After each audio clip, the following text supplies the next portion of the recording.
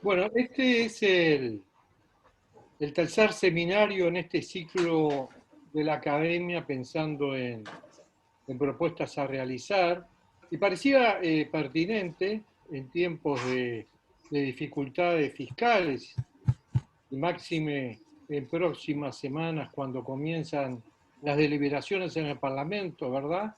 Sobre el presupuesto para el quinquenio, parecía prudente hacer una reflexión a propósito del tema fiscal y el título planteado por los panelistas es si podemos pensar en mejorar el desempeño fiscal y al mismo tiempo contribuir a la calidad de vida de los contribuyentes. Me adelanto a destacar que la llave de este negocio vale miles de millones de dólares, pero que alguna pista nos van a dar nuestros distinguidos amigos. Contamos con 3 expositores en el día de hoy. Alberto Sayagués, que es un experimentado profesional en lides presupuestales y en materia de reforma del Estado, y dos jóvenes distinguidos miembros de la academia, Juan Manuel Patiño y Julián Barquín. Y yo diría que sin más preámbulo ya le concederíamos la palabra a Juan Manuel Patiño, quien tengo entendido que es el primer expositor. Adelante, Juan Manuel. Gracias, Luis. Bueno, comienzo yo compartiendo pantalla. Antes que nada, agradecer a la Academia el espacio, por cierto. Siempre es interesante formar parte de estas instancias. En esta ocasión, toca como expositor.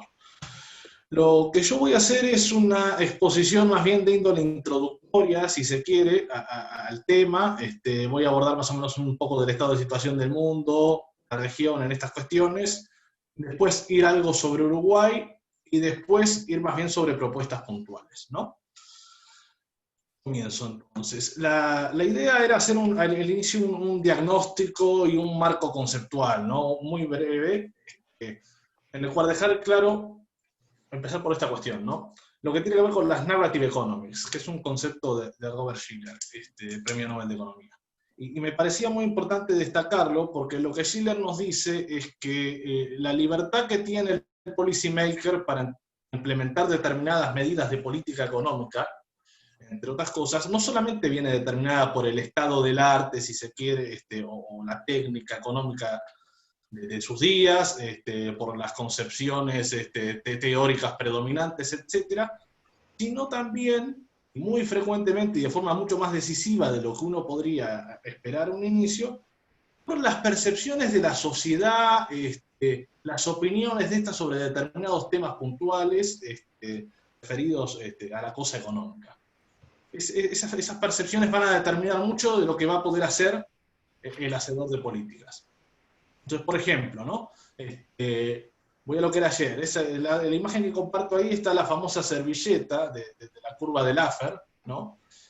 La otra se refiere a welfare clean, que era un estereotipo que había en la época de Reagan. Y muchas de las cosas que hizo, y Schiller nos plantea esto, Reagan en su momento, en materia de reducción de impuestos, de reducción de lo que tenía que ver con el estado de bienestar, etc., las pudo hacer, entre otras cosas porque convenció a la sociedad de que ese era el rumbo correcto, ¿no? Figuras muy fuertes, ¿no? Como estas. Años después, visto varias décadas después, la situación es distinta a la que tenemos hoy, ¿no? Las historias, las narrativas económicas bajo las cuales se rige nuestra sociedad ya no están en ese tipo de concepciones, van hacia otras cosas, ¿no? Está la problemática de la desigualdad, sobre la que se hace mucho énfasis, la problemática, por supuesto, de la distribución del ingreso, etcétera, ¿no? Y esto se traduce en políticas públicas.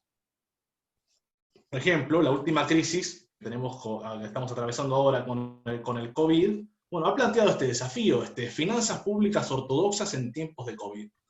Yo creo que hoy en día es mucho más difícil, y creo que la situación, el antecedente comparable a esto son los 60, para tratar de llevar a la práctica concepciones ortodoxas en lo que se refiere al manejo fiscal y de la cosa macroeconómica, ¿no? Entonces, cuando vemos los estímulos monetarios que estamos viviendo, los estímulos fiscales que estamos viviendo, que implementan las economías, cuando el FMI dice que hay que gastar todo lo que se pueda, etc., nosotros nos va a dar un marco en el cual Uruguay se tiene que desenvolver. Entonces, nada más para analizar un poco, digamos, la caída de actividad, ¿no? Medida por PBI mundial trimestral, en diferentes economías, un shock pocas veces visto en la historia de la humanidad en términos económicos, y las respuestas a ese shock, ¿no? La segunda imagen nos muestra la variación de la deuda pública, los saldos fiscales, y lo que vamos a ver es que mucho más que en la última crisis de 2008, vimos políticas fiscales y monetarias extraordinariamente expansivas. Esta gráfica muestra lo que son los paquetes de estímulo como porcentaje del PBI, ¿no? De varios países, como Estados Unidos, la Eurozona, el Reino Unido, y vemos cosas como, por ejemplo, 34% del PBI en estímulos monetarios para Estados Unidos, 38% en la Unión Europea, estímulos fiscales de 31% del PBI para la Unión Europea, etc. Estos son ejemplos de los balances de los bancos centrales, digamos. En marzo se desata la crisis del COVID, extraordinariamente expansivo el Banco Central de Japón, lo mismo Europa, lo mismo la Fed, ¿no? Esto ha llevado las tasas de interés, ¿no? El rendimiento del bono de 10 años del Tesoro americano a 0,60. Y tiene consecuencias desde el punto de vista de la política económica para Uruguay. La primera es que dificulta mucho la economía política del ajuste, en el sentido de cómo encarar un sendero de corrección fiscal cuando todo el mundo está en otra cosa. Eso por un lado. Después, por el otro, los costos de endeudamiento son históricamente bajos y eso disfraza un poco los desbalances fiscales y permiten sostener el desequilibrio. Un ministro de Economía argentino tenía una frase que decía algo así como que el pánico disciplina, ¿no? Y bueno, el mensaje que nos da hoy en día el contexto mundial que tenemos es que no hay pánico, que la política monetaria y la política fiscal se han convertido en formidables anestesias a la hora de enfrentar y llevar a cabo cambios estructurales. La pandemia, por otra parte, golpea a todos los países del mundo, el déficit fiscal es la norma, y Uruguay no la excepción, y Uruguay mejora en términos relativos. Es decir, antes de la pandemia éramos un emergente con enormes desequilibrios que mantenía el grado inversor por parte de las calificadoras. Ahora todos están igual o peor que nosotros, de manera que eso disfraza y mejora un poco nuestra performance en términos relativos. Este es otro ejemplo, lo que es la curva de deuda soberana. A 30 años los bonos están rindiendo 3,35%, a 3 años 1,029%, es decir, costos de financiamiento históricamente bajos. Luego, lo que quería compartir era las condiciones más o menos de base con las que arranca la economía uruguaya. Entonces voy a ir a 4 factores. El primero es el estancamiento. Cuando vemos el Producto Bruto, según los componentes del gasto, ya vemos que de 2015 en adelante la economía entra en una relativa situación de estancamiento, con componentes como la inversión, sobre todo en el sector privado y sector público, cayendo también sostenidamente desde esa fecha. El precio de la tierra, ahora estoy con los factores de producción, en niveles muy altos, el índice de salario real también. Costos en materia de energía eléctrica y de combustibles mucho más caros que la región. Lo que quiero dejar con esto en claro es con qué costos, desde el punto de vista de los factores de producción, nos agarra esta situación, ¿no? A su vez, sobre eso, tenemos la presión fiscal equivalente más grande de la historia. Visto desde 1990 para aquí, este es un estudio del BID y del CIAT, en términos de PBI, hoy ronda un 35-36% del producto.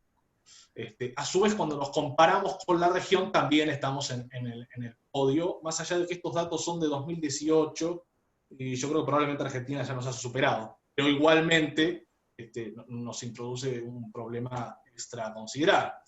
Resultado fiscal, varios años de deterioro, nos deja con un global a mayo de 2020 de 5,1% de déficit, y una deuda bruta que ya es un 66% del producto.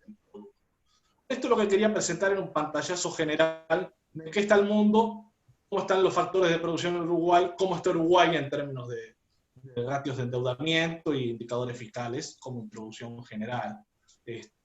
A su vez, niveles de tipo de cambio real muy bajos respecto a los últimos 20 años, particularmente el regional, con las devaluaciones que tenemos en Argentina y Brasil, se ha deteriorado muchísimo, más allá de que en los últimos meses hemos mejorado respecto del esta región, ¿no? Frente a esta situación, bueno, uno trataba de plantear ciertas propuestas, y esto estuvimos viendo en el grupo de trabajo. Y lo primero que yo quería comentar es, bueno, para llevar a cabo un ajuste fiscal, la sociedad, digamos, se tiene que, por lo menos, aceptar o demostrar una cierta aquiescencia, es muy importante, con la medida que se va a tomar, ¿no? Con el ajuste que vamos a encarar. Entonces, para eso tenemos que argumentar de por qué esto es necesario, ¿no? Entonces, el primer punto es el por qué. Argumentos a favor de corregir el ajuste. Después es el cómo, en el tiempo, cuándo hacer el ajuste, tener en cuenta los ciclos económicos y los ciclos electorales. Eso es muy importante para entender la estructura de incentivos, ¿no?, del hacedor de política. Y después, finalmente, el cómo, son el análisis y las propuestas. Respecto del por qué, hay abundante evidencia internacional en el sentido de que el ajuste fiscal, si es bien hecho, puede tener componentes expansivos muy importantes sobre la economía. Y en esto hay bastante evidencia. Alberto Alesina, Chiavazzi, Pagano, etcétera, son algunos de los autores que han reunido un montón de evidencia histórica sobre muchos países, con distintos regímenes de gobierno, etcétera, a ilustrar un montón este punto. Y nos muestran una gráfica muy interesante cómo puede distribuirse la carga entre aumento de impuestos y contención del gasto para que el ajuste fiscal sea exitoso, ¿no? Entonces, son exitosos y expansivos cuando un 67% del esfuerzo va por el lado de reducción de gastos, un 32% por el lado de aumento de impuestos. Son fuertemente contractivos cuando la cifra, digamos, se invierte. Esto es interesante en el sentido de algunas cuestiones que vimos, por ejemplo, durante la campaña electoral, ¿no? En el sentido de no vamos a tener nuevos aumentos de impuestos, fue algo que se dijo. Ahora, lo que nos dice la experiencia histórica y de análisis de caso es que obligatoriamente un componente de aumento de impuestos hay. Lo importante es que sea menor comparado con lo que tiene que ver con la reducción del gasto. Este es el discurso que yo creo que hay que transmitir a la sociedad, ¿no? Que debe transmitir el hacedor de política a la sociedad, ¿no? La posibilidad de expandir a partir del ajuste. No es lo que vemos. El enfoque fiscal ortodoxo que uno escucha más o menos en las autoridades enfatiza mucho el hecho de vivir acorde a nuestras posibilidades. Que yo creo que es un discurso contraproducente, sobre todo cuando analizamos lo que ha sido la historia del Uruguay, digamos. En términos de resultados fiscales, ese es un siglo de finanzas públicas, que es un siglo de desequilibrios y es un siglo de vivir por encima de nuestras posibilidades. Entonces, para justificar la corrección fiscal, el enfoque tiene que ser el ajuste como herramienta de expansión, no como herramienta de vivir para acorde a nuestras posibilidades. El timing, ¿no? Volviendo con algunos trabajos de Alesina, lo que nos dice es los ajustes y las reformas estructurales, en momentos cercanos a elecciones, lo mejor es evitarlo. Si tienen impactos excesivos en fases contractivas del ciclo, van a ser muy poco fructíferos. Hay que aprovechar las fases de estancamiento y de expansión para lanzar el ajuste fiscal. A su vez, otra conclusión que es interesante, que es el impacto inicial es neutro en la percepción social. Es decir, nadie va a ganar elecciones con finanzas públicas equilibradas. A su vez, los socios secundarios de una coalición enfrentan costos políticos mucho menores por los ajustes y las reformas. Es decir, este es un punto importante, sobre todo sobre el cual hacer referencia, por ejemplo, a la hora del trámite parlamentario, ¿no? Los socios secundarios asumen menos costos políticos. Que entiendan esto es un incentivo a que colaboren en la realización del ajuste. El mejor momento para llevar a cabo este tipo de reformas es siempre al inicio del mandato presidencial. Es decir, tratemos de llevar a cabo estas correcciones de manera rápida al inicio justamente de la gestión presidencial. Esto es lo que nos dice la evidencia internacional respecto al timing del ajuste. Así que vimos el porqué, vimos el timing, nos queda cómo resolver la restricción presupuestaria. Y aquí hay un trilema, ¿no? Entonces, vamos a achicar el estado de bienestar y a reducción de gasto público, vamos a afectar derechos de propiedad, léase aumento de impuestos, o podemos modificar el régimen de inflación. Esto es algo que se ha hecho en Uruguay históricamente de forma muy frecuente. Y con el aumento de la inflación, licuar los pasivos del sector público, aquellos que no estén indexados, obviamente. romper con la indexación y posteriormente. Entonces lo que yo quería desarrollar era una propuesta que afectara a cada uno de estos puntos, porque creo que el ajuste tiene que tener un poco en cierta medida un componente de estos. Ya vimos que la evidencia internacional no es muy prolífica respecto a que esto se resuelva únicamente vía reducción de gastos.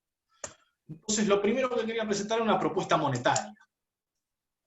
Nosotros tenemos, producto del déficit fiscal, un desbalance monetario, le hace un excedente de pesos que se vuelve al mercado, que el Banco Central lo esteriliza emitiendo letras de regulación monetaria, ¿no? Ese stock, a cierre de julio de este año, es de unos 6.500 millones de dólares. Hay vencimientos desde la fecha hasta 2022, básicamente. Y el costo que esta política tiene es de aproximadamente 0.5% del PBI, en 2019 fue eso, que representa un costo de 300 millones de dólares.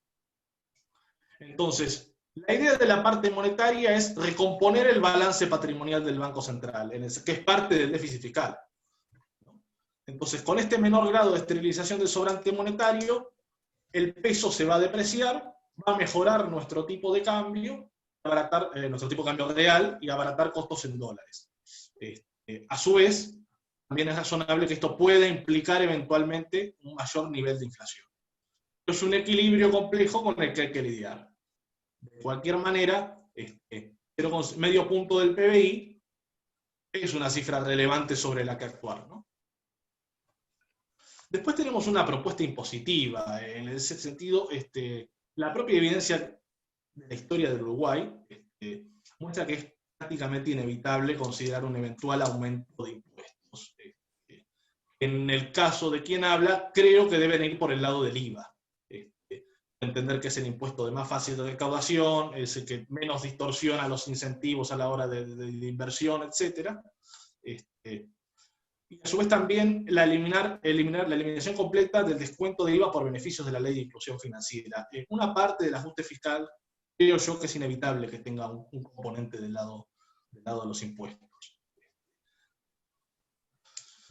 Después, una propuesta fiscal, ¿no? Y aquí el grupo de trabajo presentó varias iniciativas. Por ejemplo, una ley que, respecto al número de funcionarios, una ley que prohíba el llenado de vacantes en el Ejecutivo, Legislativo e Intendencia por varios años, como única excepción, cargos que requieran título habilitante y en tales casos con dictamen favorable del Tribunal. Bueno, otra iniciativa es no reponer vacantes que surjan en el resto de los rubros y reparticiones del Estado, compensar y reasignar funcionarios de diferentes ministerios. Ahora a continuación voy a presentar un poco la composición desde el punto de vista del funcionario y las unidades dentro del Estado y voy a explicar un poco más esto. Después, en materia de remuneraciones, se hace inevitable un congelamiento de salarios en el sector público, para entender dentro de los componentes del gasto es en el corto plazo sobre el que se puede actuar más. Que actividades es todo otro capítulo y va a llevar su propia reforma. Entonces el peso del ajuste de gasto público va a ir sobre transferencias y salarios y gastos de funcionamiento, ¿no? También es razonable pensar en pérdida de salario real en el sector público. Uno calcula que de un orden de un 5 y 7%, es un ajuste bastante fuerte. Dado el desequilibrio heredado, se hace prácticamente inevitable. Esto probablemente se consiga, o debería de conseguirse, ajustando salarios por debajo de la inflación. También hay que considerar en esto la incidencia de los salarios públicos en el índice medio de salarios, que es un 30%. Con lo cual, en el corto plazo, esta corrección de ajustes en los salarios del sector público también puede morigerar la dinámica de erogaciones del Banco Central de Seguridad Social, obteniendo los aumentos en materia de jubilación y pasividades. Otro punto que también tiene en cuenta es el tema de la negociación salarial, ¿no? Si uno concibe a los consejos de salarios como una institución que nace con el objetivo de mediar la relación entre capital y trabajo, uno debería considerar que esta institución no es del todo coherente con las relaciones laborales del sector público, porque esa oposición sencillamente no existe. Así que creo yo por lo menos, que debería haber modificaciones en la ley de negociación colectiva del sector público. no digo derogarla, pero creo que el país va a tener que empezar a considerar eventualmente dejarla sin efecto, por lo menos durante 1 o 2 años. Ver un poco también sobre el total de vínculos con el Estado y hacer algunas observaciones respecto a lo que puede ser reducción por vía de salarios, que es el precio, o reducción por vía de cantidad de funcionarios. Entonces tenemos que por el lado de justicia, defensa, y seguridad y salud pública, inclusive gobiernos departamentales, hay fuertes restricciones a tener baja de salario en estos sectores puntualmente. En el caso de los militares, pues son los salarios más deprimidos de la administración, es decir, no se pueden bajar más de lo que ya está. Seguridad y justicia es un compromiso muy importante que tiene el Poder Ejecutivo, que lo asumió un compromiso de campaña, lograr resultados muy importantes en materia de seguridad. La pandemia nos impone restricciones a la hora de considerar el sector salud dentro del global de funcionarios, y los gobiernos departamentales entran otras lógicas de índole político a intervenir en ese sentido. Por lo cual, inevitablemente, y esto es una característica constante a lo largo de la historia de Uruguay, el ajuste en términos salariales sobre el sector público va a recaer sobre el gran grupo de funcionarios, el gran porcentaje de funcionarios de la administración que son docentes. Esto ha pasado siempre a lo largo de la historia de Uruguay, lamentablemente, es lo que pasa en el país frecuentemente. Docentes, servicios sociales y empresas públicas. Yo creo que es por ahí por donde puede ir el recorte, si se quiere, de salarios. Mientras que los sectores, los incisos marcados en rojo, lo más probable es que tengamos una recomposición en materia de lo que tiene que ver con la cantidad de funcionarios, que eso sí sería bastante razonable. Después tenemos que ver el tema de la reposición de vacantes. Tenemos 40.000 bajas de vínculos laborales por año en el sector público, ¿no? Muchas de ellas, aproximadamente más de un 20%, son en educación, docentes.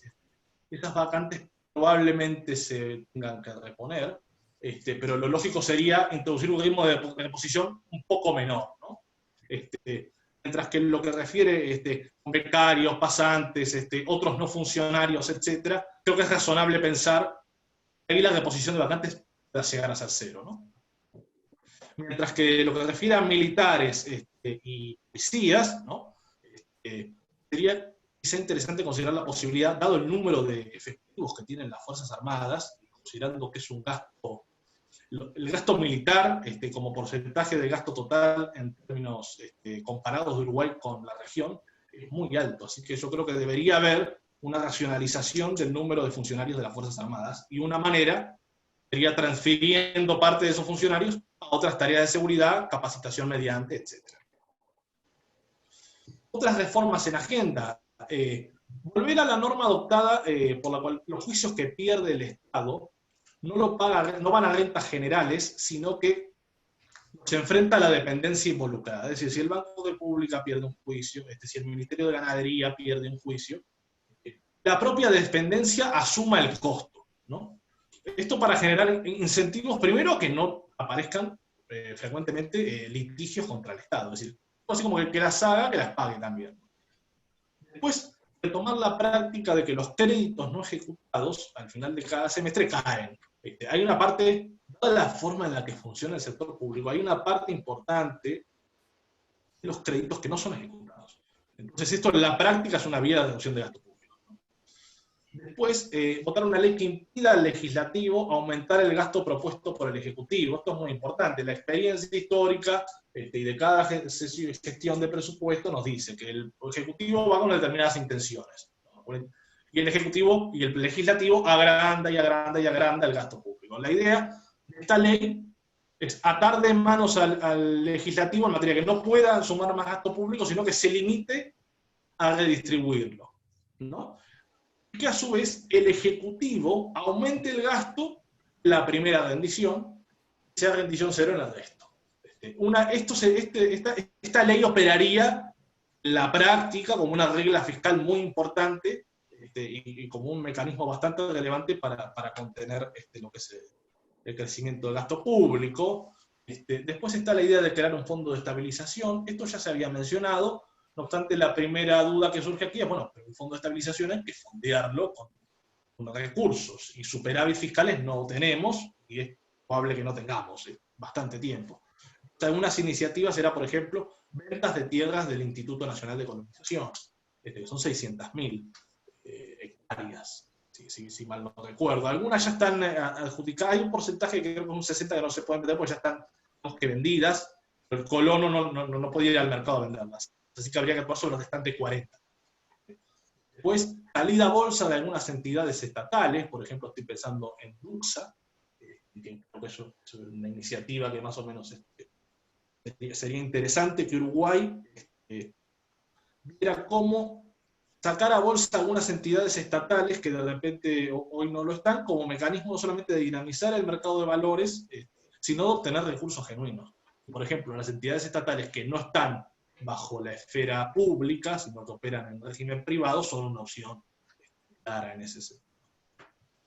También tenemos varios entes que han probado ser, digamos, iniciativas absolutamente inviables desde un punto de vista económico. Por ejemplo, pienso en las cementeras ANCAP, que lleva ya 20 años de pérdida. Bueno, sería una señal muy importante para el sector privado, y yo creo en la importancia de las señales, además, como mecanismos para dinamizar la inversión y para obtener la respuesta que la contracción fiscal tiene que tener como contracara, por la redundancia, una expansión de la inversión privada. Y en este sentido es muy importante las señales que el país dé.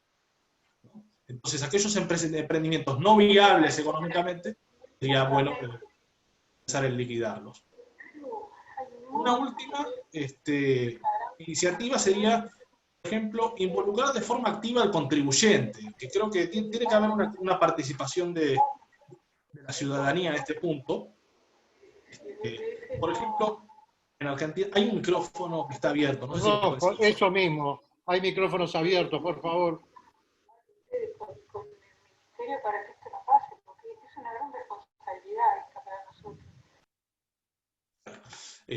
Volviendo sobre el tema, involucrar al contribuyente, ¿no? Por ejemplo, en Argentina había una iniciativa, creo que todavía existe, muy interesante, se llama Denuncia tu Burocracia, un sitio web en el cual el contribuyente podía dejar permanentes quejas, sugerencias de mejora, etcétera, sobre aquellos trámites, procedimientos, etcétera, no solamente tienen un costo económico, sino que complican la vida al contribuyente. En última es el que más sabe de esto en principio, porque es justamente el que lidia en el día a día.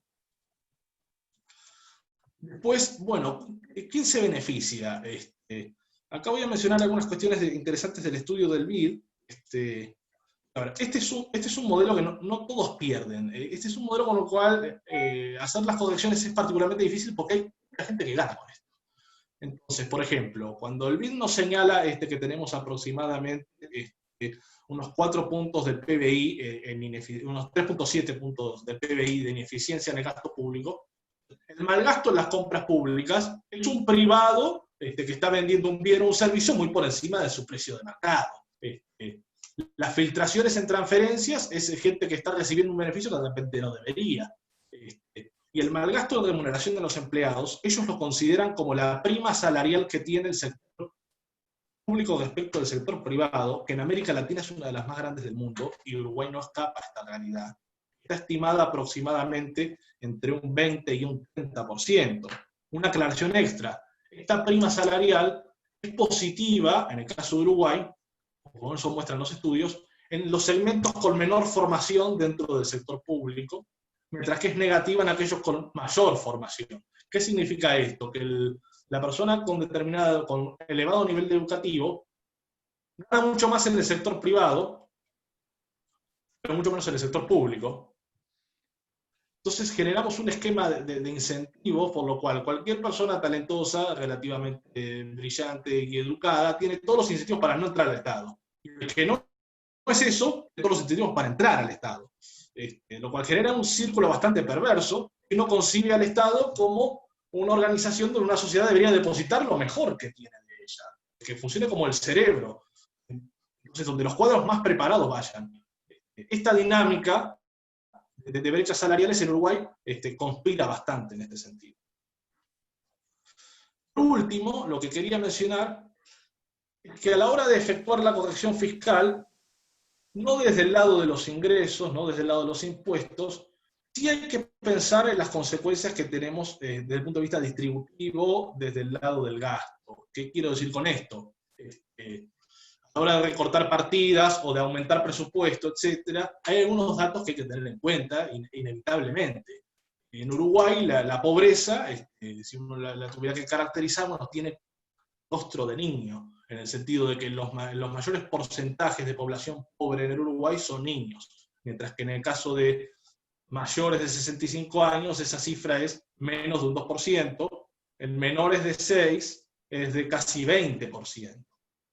Entonces, a la hora de elaborar la política pública, el policymaker debería de tener esto en cuenta a la hora de transferir recursos, porque hoy en día lo que tenemos es una transferencia formidable de recursos hacia generaciones de mayores vía los recursos que se extraen o no se dedican a los jóvenes. Esta es una característica histórica del Uruguay, pero es un sesgo antijóvenes en lo que es el gasto público. Son siempre los grandes perdedores. No podemos pensar un ajuste fiscal en serio sin corregir eventualmente esto. Los últimos dos observaciones también era la siguiente. Aún en medio de la pandemia, por ejemplo, indicadores de salario real por sectores nos muestran cómo nuevamente el sector privado es el principal perjudicado, mientras que el sector público, a efectos de salarios, objetivamente no se ha enterado de la pandemia. Lo que quiero decir es que las remuneraciones siguen creciendo, sigue ampliando la brecha entre el sector público y el sector privado, aún en el marco de este contexto recesivo que tenemos. Del mismo modo que también esto se traduce para el desempleo. No tenemos desempleo en el sector público, sí tenemos desempleo en el sector privado. Entonces, siempre se está ajustando el sector privado. La clave sería que, bueno, eventualmente empezar a ajustarse el sector público, y esta era la idea, digamos, de esta charla. Voy a cerrar nada más con un comentario sobre el tema de la política, porque de fondo, yo lo mencionaba al principio, el ajuste como no de economía, sino de economía política. Y en este sentido, vemos cómo la democracia representativa, ¿no?, que es el régimen político en el que nosotros vivimos, cada día se convierte más el parlamentario, el gobernante, en una suerte de caja de resonancia de lo que dicen los votantes. Para que este sistema funcione y para que se puedan hacer las reformas necesarias, esto tiene que cambiar, tiene que mutar en otra cosa, en un esquema en el cual el representante toma la demanda social, lo pondera fines y medios, la racionaliza y después la somete a un debate racional en el Parlamento. Estas eran más o menos las observaciones que yo tenía, así que dejo la palabra al otro expositor. Muchas gracias. Bien, muchas gracias. Alberto. Bueno, tratemos de conectarnos. Hola a todos.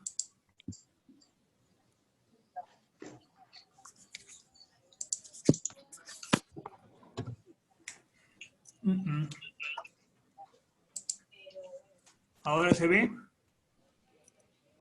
No.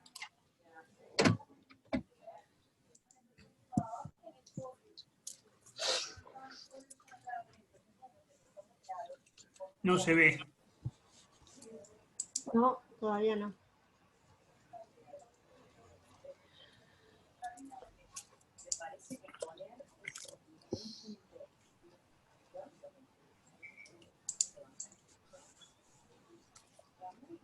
¿Se ve? No, aún no. Bueno, Sí. lástima, Marisa. ¿Sí o no? Sí, No, lo veíamos. Yo te la veo. pasada vez, no vemos la PPT. No ves la presentación, Pocho. No vemos la presentación. Bueno, ¿qué es lo que tengo que hacer? Estás en Zoom. Pone compartir acá. Acá. Eso. Todo bien.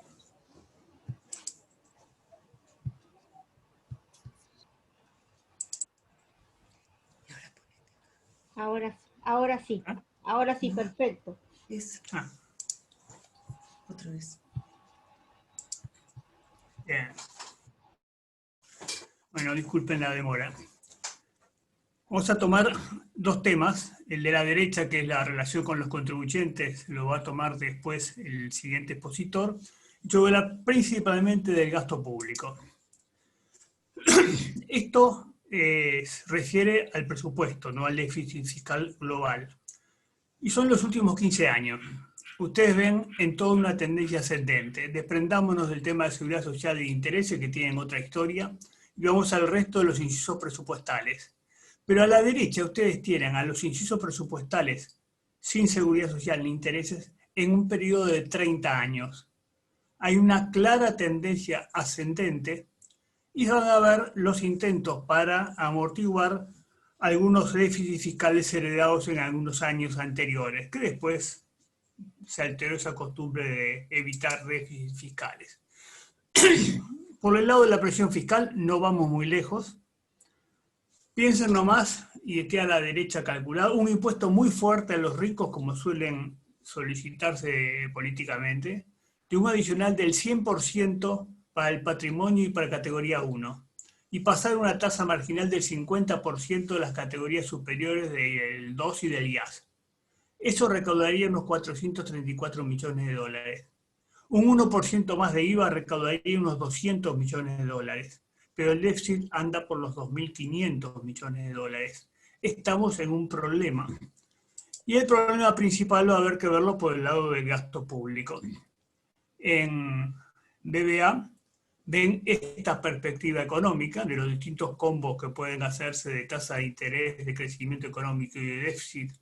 Uno puede elegir cualquiera, pero en general todos van a tender a demostrar que salvo una tasa de crecimiento en el planeta muy fuerte, que arrastre al Uruguay de por medio o que tengamos la posibilidad de un nicho, va a haber un tema de consolidación fiscal o ajuste fiscal en los próximos tiempos. Se intentó en este ejercicio bajar el gasto fiscal en un 15% de determinados rubros. Eso da, con suerte, 365 millones de dólares.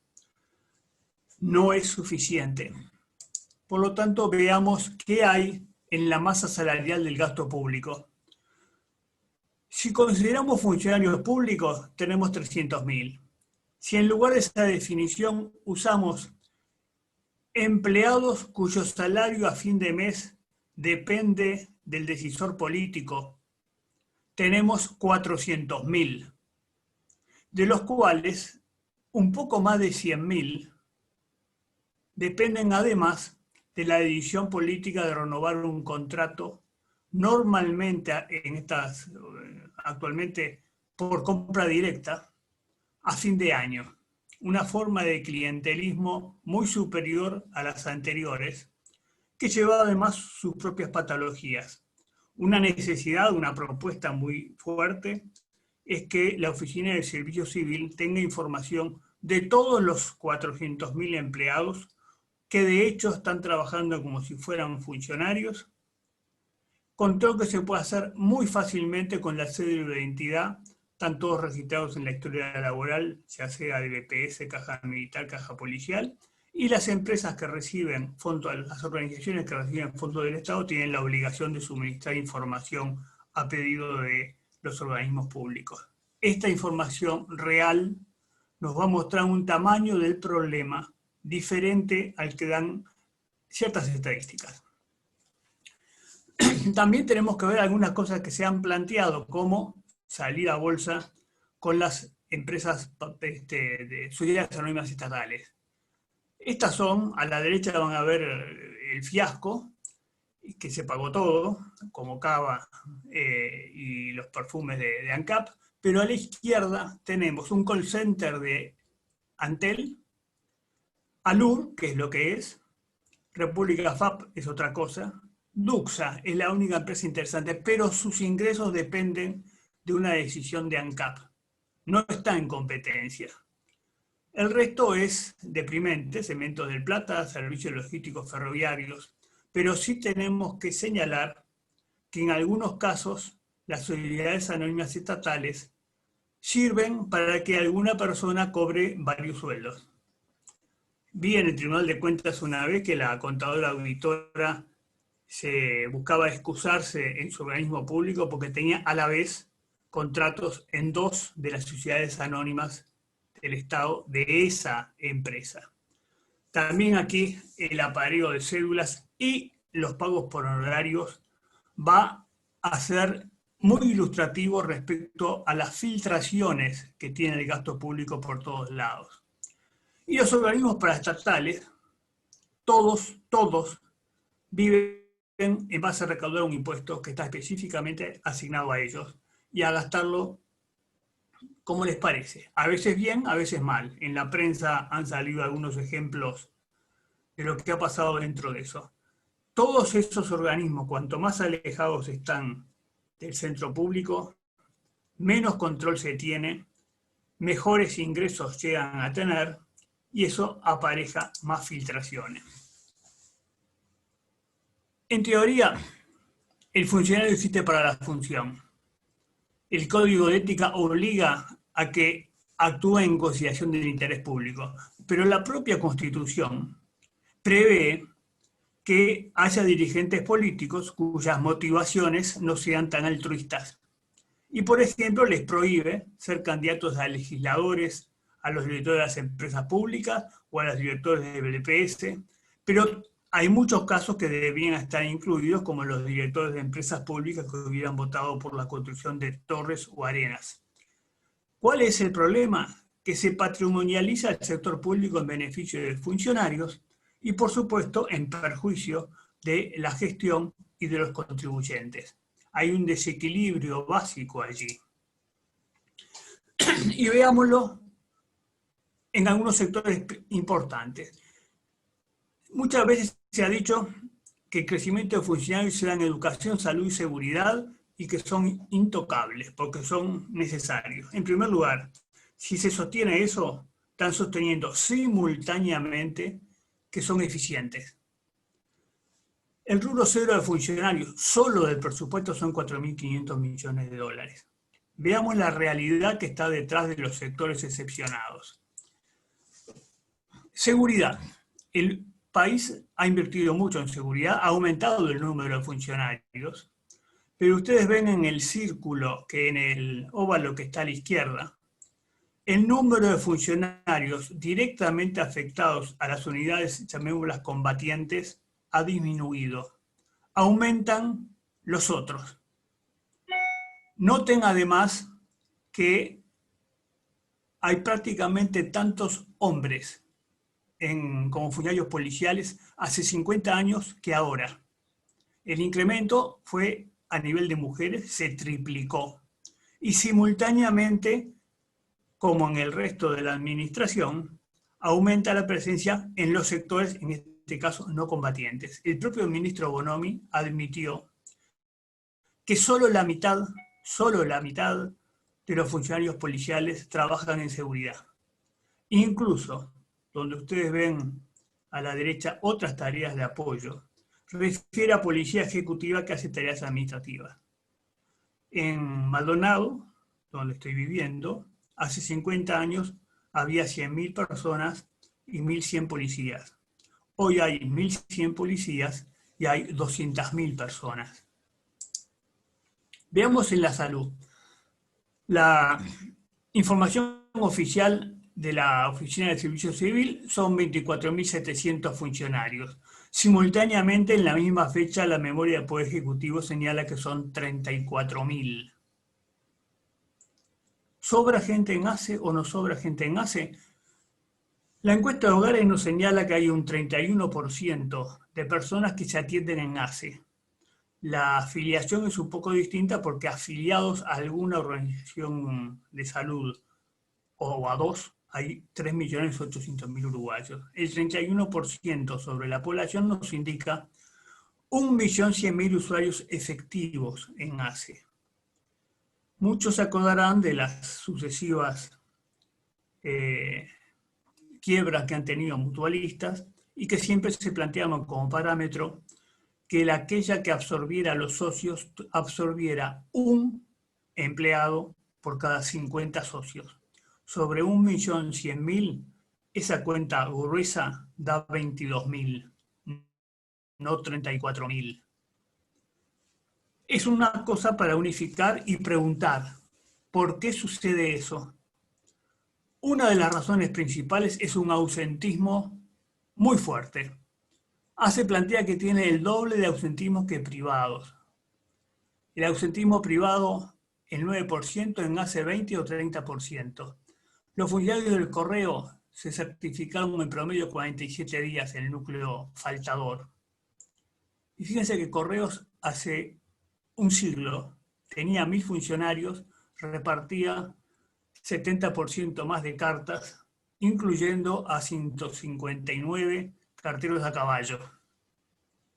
Es decir, la productividad bajó sustancialmente. En la parte de las cárceles, en Punta Rieles, el 30 o 40% de los operadores se encuentra con licencia médica, principalmente por estrés.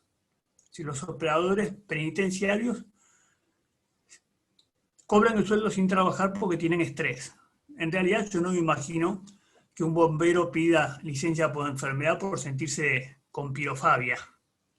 Pero ese es el sistema, hay que modificarlo. Una propuesta para hacerlo es hacerlo similar al régimen privado, pero que el ahorro que se genera se distribuya entre los funcionarios que sí trabajan, de forma que no se pueda decir que sea una persecución, sino que sea un uso más racional de los recursos escasos. En educación pasa algo por el estilo. Recientemente, el día de ayer, el ex rector Neto señaló que efectivamente pasaban cosas así. El doble empleo dentro de ANEP en casi 30 años aumentó de 7.600 a 25.000. Muchos docentes de ANEP pasaron a tener un segundo cargo dentro de ANEP. Por ejemplo, un maestro de escuela de mañana pasa a ser maestro comunitario de tarde. También falta información de la racionalidad de eso y de su productividad marginal. Pero los hechos son los que no generan suficiente información al público como para opinar, y me excuso de eso. Otra forma de gasto público superfluo son organigramas como el que ven para 240 funcionarios, 7 directores de área, 17 directores de división, 29 jefes de departamento. Inflado todo, y además el exceso de niveles genera burocratización, genera enlentecimiento de los trámites. Esto infla las plantillas. El sector público no tiene pirámide salarial, tiene rombo salarial. A nivel grueso es mucho más fuerte la presencia jerárquica que de subordinados. La escala patrón bancaria estaba orientada a que el bancario típico se jubilara como gerente adscripto. Algo similar pasa con el nivel de coronel o capitán de navío en el ejército, o a nivel policial, el de comisario. Es decir, hay una tendencia a engrosar la parte superior sin que las tareas necesarias lo justifiquen. Y eso, por supuesto, tiene un costo que pagan los privados. ¿Dónde se dio el crecimiento a nivel de escalafones? Por supuesto, a nivel docente. Pero miren arriba el incremento a nivel de profesional.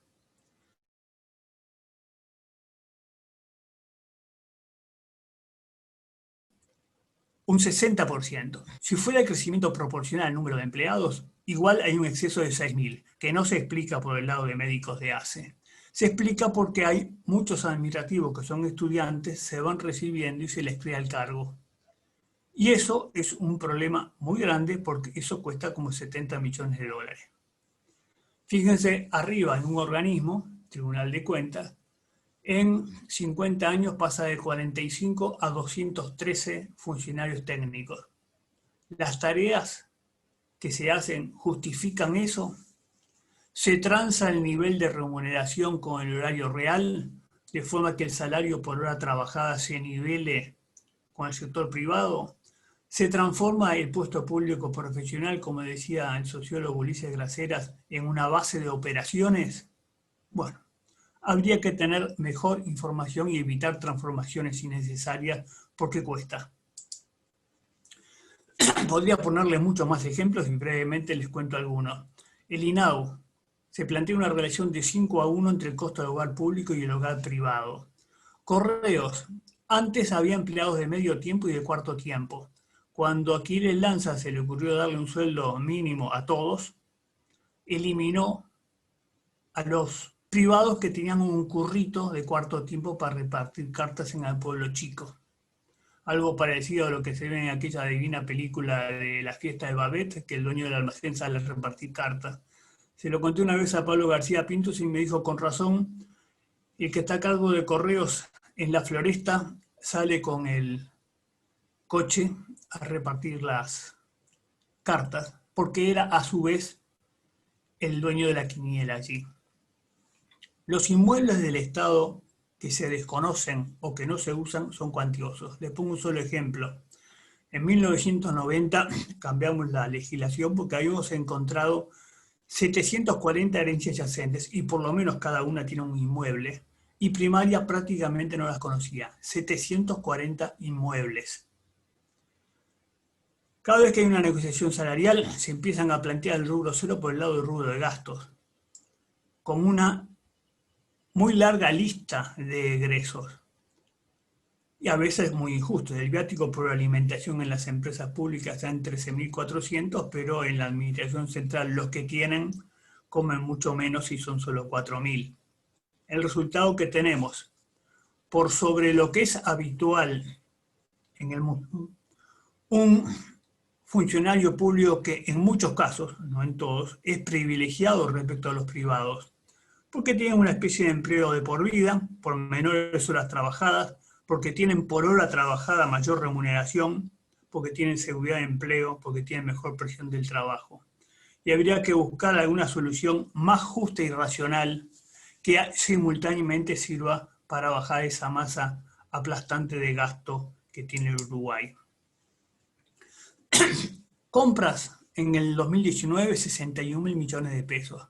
Vean a la izquierda la diferencia que hay entre la compra por convenio marco y la compra directa, 76%.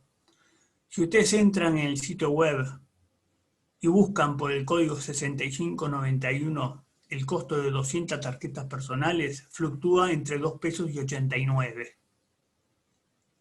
Hace 30 años, España tenía un sistema de compras por catálogo, compras directas por catálogo, para una larga cantidad de bienes habituales del sector público. Del actual sistema, aparte que habría que ir desde los sitios de información de compra del Estado hacia un sitio donde compre, además de dar información, se tienen ciertas ventajas. Por ejemplo, en este momento se puede extraer información de precios, como la que tienen arriba referida a las tarjetas personales. Pero no se hace capacitación en saber comprar, se capacita en cómo se utiliza el sitio web. Cuando digo saber comprar, digo algo tan sencillo como explicarle a los compradores que para diferenciar las sillas hay que mirar cómo están hechas las costuras o las soldaduras. Y algún tipo de gestión de compras que inspeccione y que asesore para comprar bien y no solamente para cumplir el trámite. Alfie dijo recientemente que no sabía si el MIDES se gastó bien o mal. Bueno, en realidad sí se sabe. Por ejemplo, el informe MIDES del 2009-2010 salió a la luz después que las autoridades decidieron algo se imprime, mandan 2 ejemplares, uno a la Biblioteca Nacional y de allí va uno al Poder Legislativo y allí lo encontramos. Y eso tenía información valiosa, por ejemplo, que 192.000 menores cobraban o no deberían cobrar las adhesiones familiares. Algo así como 40% de error de inclusión y 30% de error de exclusión o algo por el estilo. O la tarjeta de Uruguay Social entregada por error a 29.000 hogares en 80.000. ¿Sí? Hay mucha información, no se procesa públicamente, pero está. Hasta que finalmente el director de evaluación del MIDES admite, y esto es muy reciente de búsqueda, tras 15 años de estar allí, que la discusión sobre transferencias monetarias es vana, en particular sobre renta básica, y hay que enfocarse en el empleo. Volvemos al concepto de Jorge Bachi y de Achugarri. La principal política social es el empleo.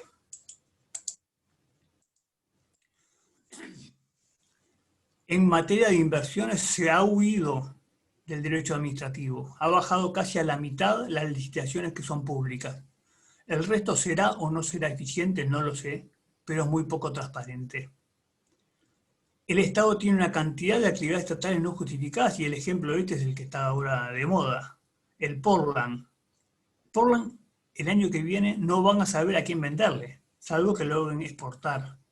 Y las pérdidas son cuantiosas, pero además esas pérdidas contables, si uno imputa correctamente los gastos de mano de obra de administración y ventas, no en función de las ventas, es decir, en función del combustible, sino en función del personal, cambia la ecuación.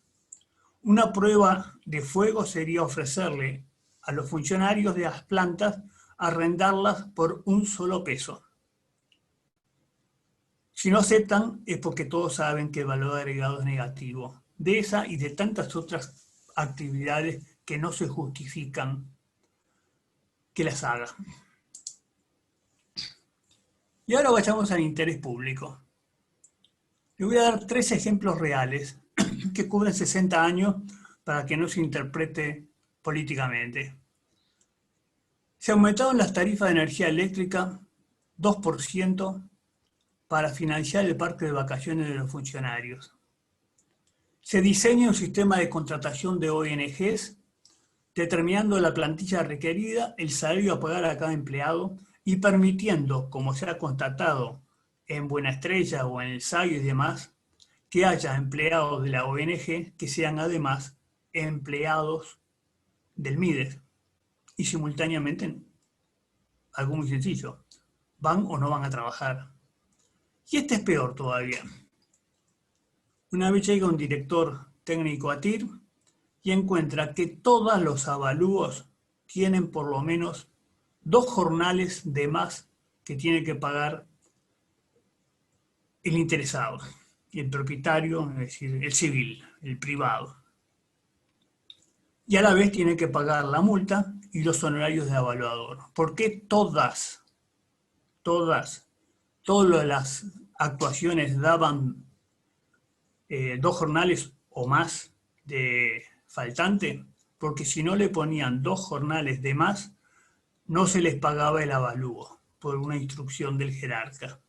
Es decir, que algo así como 8.000 propietarios pagaban 2 jornales de más, si habían hecho todo correctamente, y 200 personas que estaban incursos en fraude, en falsificación ideológica de funcionario público y asociación para delinquir. Por supuesto, como corresponde en Uruguay, tapé todo, y para adelante lo eliminé, lo solucioné, porque era imposible salir de ese vicio enquistado dentro de la administración pública. Y para peor, los arquitectos no denunciaban ese hecho, no cuestionaban la actividad del BPS, porque tenían temor de las repercusiones. Algo parecido a lo que voy a desarrollar a continuación, Juan, con el tema de los contribuyentes. En ninguna de estas 3 situaciones se defendió el interés del contribuyente del usuario. No había nadie que lo defendiera. Y eso pasa continuamente con el gasto público. Yo siempre sostuve que era como un partido de fútbol. Y eso Luis Mosca debe tenerlo clarísimo. Por un lado el equipo económico, por otro lado un montón de grupos de presión diciendo más plata, dennos más, lo cual implica más deuda externa o pongan impuestos a los ricos. Y en la tribuna, sufriendo contribuyentes y usuarios sin mucha actuación directa y sin suficiente información. Buchanan planteó en su momento muchas obras sobre el tema de gasto público y el consenso y cómo se conforman las decisiones.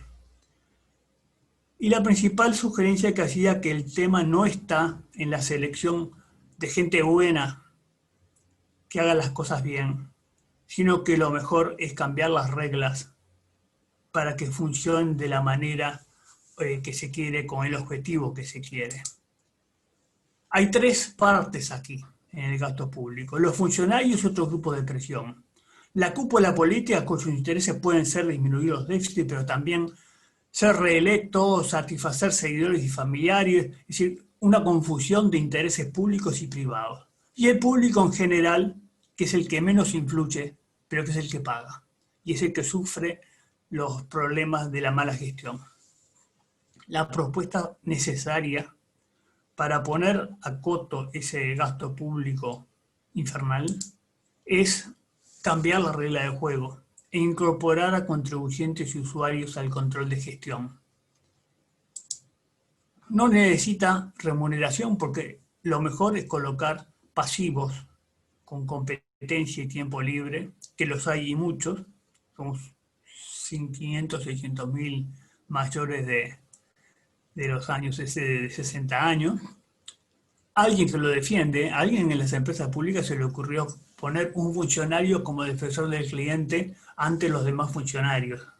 Eso es absurdo porque no hay oposición de intereses, y en realidad es un nombre que correspondía antes a la oficina de quejas. Si hubiera un sistema de control de esta índole, muchos de los abusos saldrían a luz y la opinión pública y los jerarcas tendrían más posibilidades de evitarlos, porque a muchos jerarcas les encantaría tener herramientas para facilitarles decirles que no. La información genera opinión, genera cultura. Esa mentalidad predominante en el uruguayo de que el Estado paga es la que hay que modificar para que el gasto público tenga otra orientación que sirva a los intereses de la ciudadanía y no de los funcionarios. Va a ser muy difícil, pero con certeza que va a ser muy útil.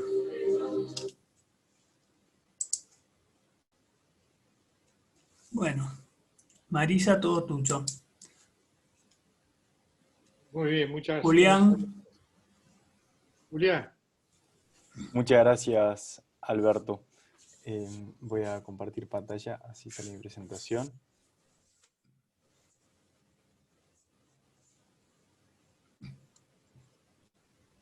Bien. Bueno, en primer lugar, reiterar el agradecimiento a la Academia por darnos este espacio a los jóvenes, no solo de hacer nuestro aporte, sino también de poder trabajar con gente de tanta trayectoria y poder formarnos nosotros también. Yendo al título de este espacio, ¿podemos mejorar el desempeño fiscal y al mismo tiempo la calidad de vida de los contribuyentes? Bueno, después de discutir, vemos que hay mucho espacio como para decir con certeza que sí, podemos, y esto no es ninguna alusión política a ninguna campaña municipal, departamental. El tema es cómo, que es la $1 million question, ¿no? El que tenga esta llave lo logra. Ahora, mi ponencia, el enfoque que quería dar a este espacio es el punto de vista de la responsabilidad fiscal. La responsabilidad fiscal desde el punto de vista institucional a la luz de la ley 19.889, que es la ley de urgente consideración. Para los que no me conocen, mi nombre es Julián Barquín, yo soy abogado y trabajo como asesor con la senadora Carmen Aciaín. Entonces, en la discusión, en el debate y la sanción de la ley de urgente consideración, se incluye lo que es la regla fiscal y se intuye como formalmente este concepto de la responsabilidad fiscal, que estaba en debate hace ya tiempo. En la campaña electoral el año pasado fue un concepto muy mencionado, y con la ley urgente, de alguna forma se formaliza ese concepto, no solamente en el debate, sino en su sanción. Y ahora el concepto de responsabilidad fiscal lo tenemos de alguna forma plasmado en la ley. En esta línea quería enfocar mi charla en 3 puntos. Primero, en la institucionalidad fiscal que propone la ley 19.889. Luego, en la figura de los Fiscal Watchdog, que es una experiencia de la política comparada. y el rol del Consejo Fiscal Asesor, eventualmente, que aún no se ha formado como un Fiscal Watchdog en nuestro sistema de política fiscal. Y finalmente, la defensa del contribuyente como un pendiente en lo que es la política fiscal uruguaya, en la línea de lo que comentaba Alberto. La regla fiscal que propone la LUC es una regla flexible de cumplimiento rígido, como decía la ministra, y propone una meta indicativa que se llama resultado fiscal estructural. Lo determina el Poder Ejecutivo a través del MEP en la ley de presupuesto, y incluye a todo lo que es los organismos del 220, además del gobierno central. Por lo cual excluye a las empresas públicas, y esta meta se complementa con un tope de incremento anual de gasto real relacionado con el crecimiento potencial de la economía. Entonces, ¿cuál es el objetivo de esta propuesta de regla fiscal? Que la política fiscal sea clara, con lineamientos establecidos, y una meta indicativa que acompaña el presupuesto. Apunta a la sostenibilidad de las finanzas públicas, o sea, cuidar los dineros públicos, gastar mejor. Y como se mencionaba en lo que fue el debate y la discusión de esta ley, es parte de una propuesta que hace este gobierno de agenda más amplia de crecimiento a mediano plazo, que tiene 3 patas. La regla fiscal, que refiere a lo que se aprueba en la instancia presupuestal. La política monetaria independiente, ya tuvimos una conferencia con el presidente del BCU sobre este tema, y una adecuada gestión de una gobernanza más eficaz de las empresas públicas. Estas 3 patas son esta propuesta de crecimiento a mediano plazo.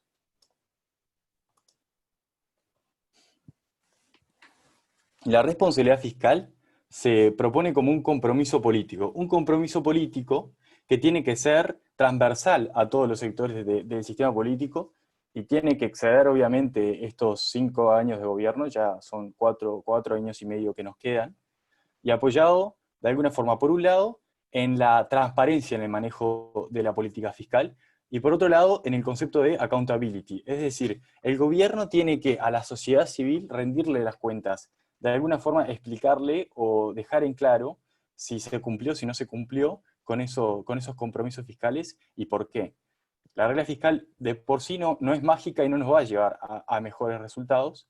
Lo que es indispensable es ese compromiso fiscal para mejorar el resultado y lograr una estabilidad de deuda que necesitamos, pensando en un crecimiento a largo plazo. Como mostraba muy bien las gráficas que estuvimos viendo, es un compromiso que es una deuda con el Uruguay. Faltó, la gestión fiscal histórica de Uruguay ha sido mala, y si bien esta regla fiscal sancionada en la ley no es una solución mágica, sí es un primer paso de importancia histórica. En este contexto, la institucionalidad fiscal es el conjunto de instituciones que actúan como soporte o apoyo en la ejecución de ese cometido esencial que es la conducción de la política fiscal, que es un aspecto dentro del cometido más amplio dentro de la conducción de la economía y de la actividad financiera. ¿Y cómo queda plasmada esta institucionalidad fiscal en la Ley de Urgente Consideración? Lo vemos en el artículo 210 sobre institucionalidad fiscal, que crea 2 instituciones, ambas técnicas, honorarias, y que tienen funciones de asesoramiento. Son designadas por el Poder Ejecutivo a iniciativa del Ministerio de Economía, y son, por un lado, un comité de expertos, cuya función principal es proveer los insumos para realizar los cálculos de balance estructural, sobre los cuales se va a determinar la meta. Se mencionó que podrían ser técnicos del BCU, que tienen acceso a todos los balances y los conocimientos económicos como para dar este insumo. Y por otro lado, el Consejo Fiscal Asesor. El Consejo Fiscal Asesor es un organismo también técnico, independiente, y su función principal es asesorar al Ministerio de Economía y Finanzas en materia de política fiscal. Y si bien aún no se ha designado este Consejo Fiscal Asesor, y la ley es muy vaga, no dice mucho más que esto, en cuál tiene que ser su función, entendemos que puede ser un primer paso hacia crear lo que es la figura de un Fiscal Watchdog en nuestro país. el Fiscal Watchdog aparece con mucha fuerza luego de la crisis del 2008. Un watchdog es un perro guardián, y es un término que se usa mucho en el inglés para referirse a una persona o a un comité que de alguna forma se asegura que una persona o un grupo o una organización no actúe de forma ilegal o irresponsable. Es decir, es como un perro guardián ladra cuando hay un intruso, el Fiscal Watchdog levanta las banderas cuando ve una presunta ilegalidad o irresponsabilidad en la gestión de una organización. También, de alguna forma, es como Pepe Grillo en Pinocho, es como la voz de la conciencia que va alertando o corrigiendo el rumbo, censurando de alguna forma la gestión, en este caso, de la política fiscal. Y es interesante ver que aparece luego de la crisis de 2008 con fuerza en países europeos y en Canadá, justamente por la raíz que tuvo esta crisis económica de irresponsabilidad en el manejo de la política financiera. Es destacable también la experiencia de los Países Bajos, en donde hay una figura de este estilo desde el año 1947, ya hace muchos años, que fue fundada por Jan Tinbergen, que fue un premio Nobel de Economía.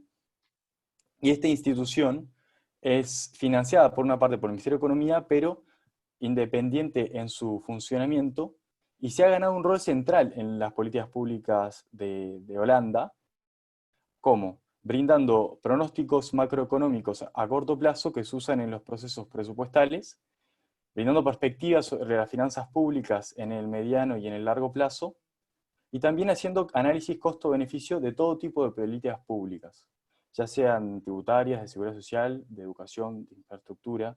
También una particularidad es que analiza en cada periodo electoral las propuestas que hace cada sector político desde el punto de vista del impacto económico. Estos insumos que brindan estas instituciones, los Fiscal Watchdogs, apoyan a la transparencia y al debate público sobre el manejo del dinero de los contribuyentes. Y es muy bueno esa cita que mencionaba Juan Manuel de Schiller, que la libertad del policymaker en el fondo está restringida por las percepciones que tiene la sociedad sobre cómo debe llevarse a cabo la política económica. Y teniendo en cuenta que sobre todo el Poder Legislativo es esa caja de resonancia, si hay un debate de calidad sobre la calidad que tiene que tener el gasto, valga la redundancia, se le va a poder exigir al gobernante desde la sociedad civil que se haga ese esfuerzo, terminando con estos años de excesos y filtraciones que nos exponía tan bien Alberto. Ahora, si la sociedad civil no le da lugar a este debate en profundidad y de calidad sobre cómo mejorar el gasto, el sistema político nunca va a tener los incentivos para llevar a cabo este esfuerzo tan grande. De alguna forma, es fundamental que no solo que la sociedad civil le dé lugar a este debate, sino también tener este punto de contacto que podría ser el Consejo Fiscal Asesor, los Fiscal Watchdogs, que teniendo un conocimiento y una expertise que permite que hagan ese diagnóstico sobre la conducción de la política fiscal, lo vuelquen hacia la sociedad civil para dar lugar al debate. Entonces, de esta forma, el Consejo Fiscal Asesor, que aún no está designado, vemos que puede potencialmente tener este rol de canalizador del debate sobre las políticas públicas fiscales y abriendo la puerta al diálogo sobre la reforma del Estado, a través de la búsqueda de un gasto con mayores controles en relación a su eficacia. La ministra de Economía, cuando la sanción de la ley urgente, cuando se consideró la regla fiscal, comentó que tiene que ser una condición que debe ser entendida por todos, por los equipos económicos, pero también por los legisladores, por la ciudadanía y por los analistas. Realmente se apunta a esa transparencia y a que pueda ser entendida por el ciudadano medio como forma de implementar este accountability. No es una cosa técnica. y yo creo que entendemos que el Consejo Fiscal Asesor va a jugar un rol muy importante en este sentido.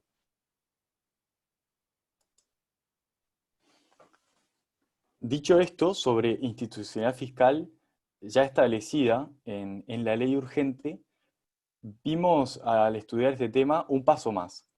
Entonces, hablamos en general cuando consideramos la política fiscal y una política fiscal prudente en cómo cuidar el manejo de los recursos. Pero también es importante y es un debe el cuidar la fuente de los recursos. El cuidar los dineros públicos implica también cuidar la recaudación. No solamente el gasto, sino ese paso previo necesario que es la recaudación. Cuando se instaura el debate sobre el compromiso político de responsabilidad fiscal, es fundamental también referirse a este tema y dar una respuesta, porque la defensa del contribuyente es un pendiente histórico también en la política fiscal uruguaya. ¿Y por qué? Porque la relación DGI-contribuyente al día de hoy está muy desequilibrada. Necesitamos replantearla, particularmente por unos problemas crónicos que tenemos en nuestro sistema de justicia tributaria. Y a modo de ejemplo, tenemos estudiamos un trabajo de Santiago Pereira Campos, que es un procesalista, una consultoría realizada para el Centro de Estudios Fiscales en 2012, en donde en una encuesta realizada a especialistas, 81% señaló que los contribuyentes están poco o nada informados de sus derechos ante un procedimiento administrativo tributario. Y el 72% entiende que hay un desequilibrio a favor del fisco. Problemas concretos: la lentitud que tiene el sistema de justicia tributario, la estructura procesal ante el TCA, que suele ser anacrónica e ineficiente, demasiado larga. Tenemos una discrepancia entre criterios del BPS y del MEF a través de la DGI con los del TCA cuando llega a analizarse los actos administrativos, con un porcentaje de anulaciones grandísimo, en algunos casos de la mitad. Por otra parte, la facilidad que tiene el fisco para decretar un embargo, que en el 73% de los casos de solicitados suele darlo, y el impacto que tiene el embargo como medida para cualquier empresa, teniendo en cuenta el rol que tiene cualquier activo en la operativa empresarial. Por otra parte, decretado el embargo, es muy difícil y lento para el contribuyente lograr revocar esa medida cautelar. El mínimo es 4 meses, y además el 70% de los encuestados cree que las posibilidades de que ese embargo se revoque suelen ser muy bajas. Por otra parte, al fisco no se le exige contracautela en un proceso al solicitar un embargo, que a cualquier otro particular sí se le solicitaría. Otros problemas: la posibilidad de que DGI pueda suspender el certificado único de una empresa, y particularmente nos interesó ver que en otros países existe una Carta de Derechos del Contribuyente, o un Estatuto Orgánico del Contribuyente, donde se protege al contribuyente individualizando sus derechos y definiéndolos, por más que es muy importante, por más que no tenga una consecuencia concreta, sí es importante para el contribuyente saber cuáles son sus derechos. Sobre todo entendiendo que muchas veces quien está ante un proceso ante la DGI suele tener asistencia letrada, pero no es abogado, entonces no conoce cuáles son sus derechos y cómo debe conducirse en tales circunstancias. Por eso la importancia de esta propuesta que adelantó Alberto, de crear la figura de un defensor del contribuyente. Entendemos que esta institución puede fortalecer el control de gestión independiente, puede darle el apoyo al contribuyente informándole de sus derechos y velando porque pueda acceder a los mismos. El defensor del contribuyente puede ser parte de esta necesidad de redactar, de armar una carta de derechos del contribuyente o un estatuto orgánico. Y, por supuesto, acompañado de una reforma en el sistema de justicia tributaria para darle celeridad, para darle especialización, y reequilibrar la balanza entre DGI y el contribuyente buscando una mayor igualdad.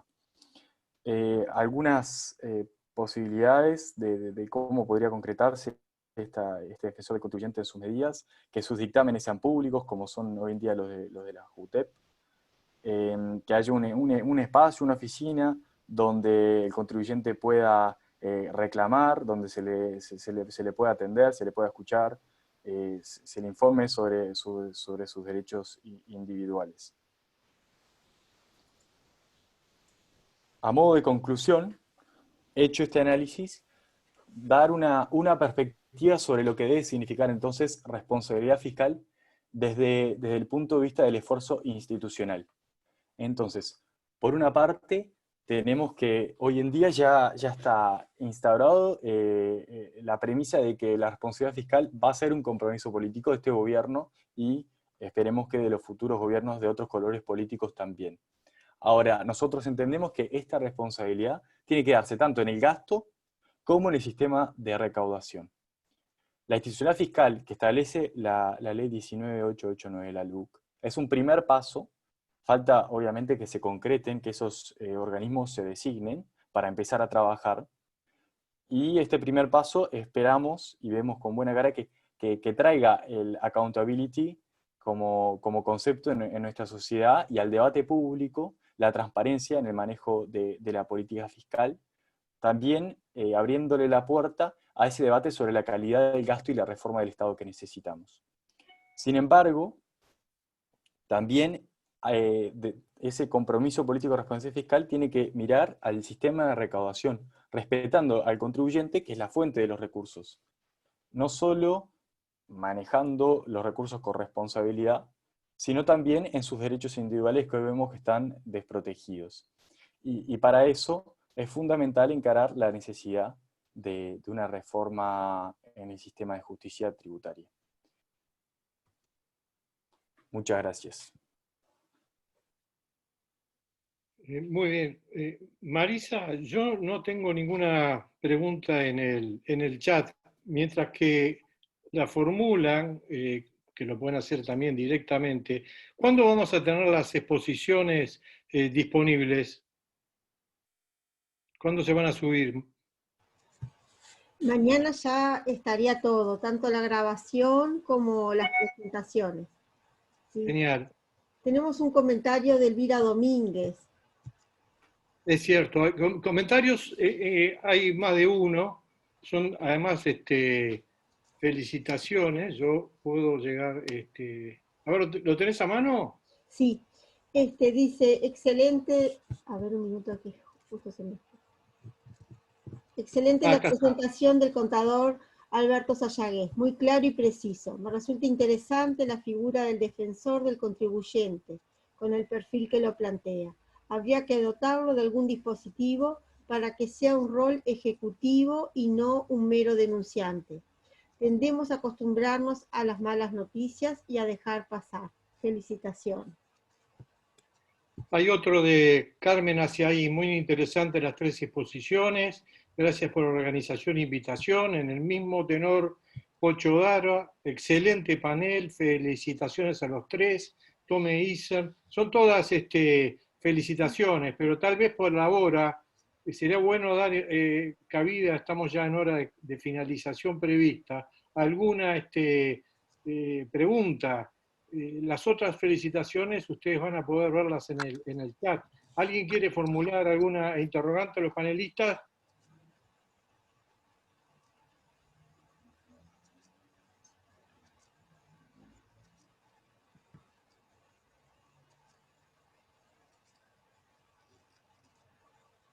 Parece que no hay preguntas.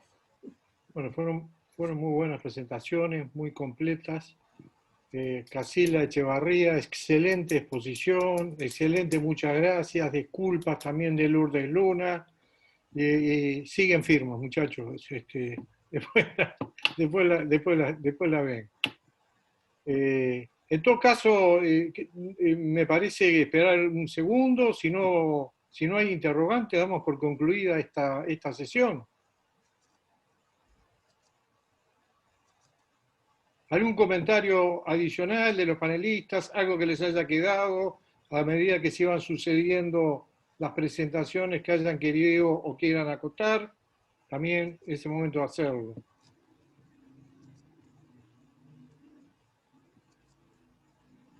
De mi parte, agradecer nomás de vuelta a la academia y a mis compañeros panelistas.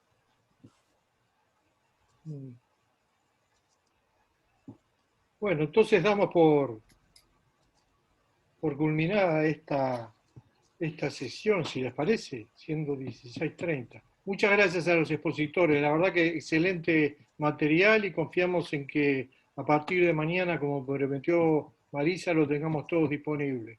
Muchas gracias a todos también por estar acá. Chao, chao. Muchas gracias.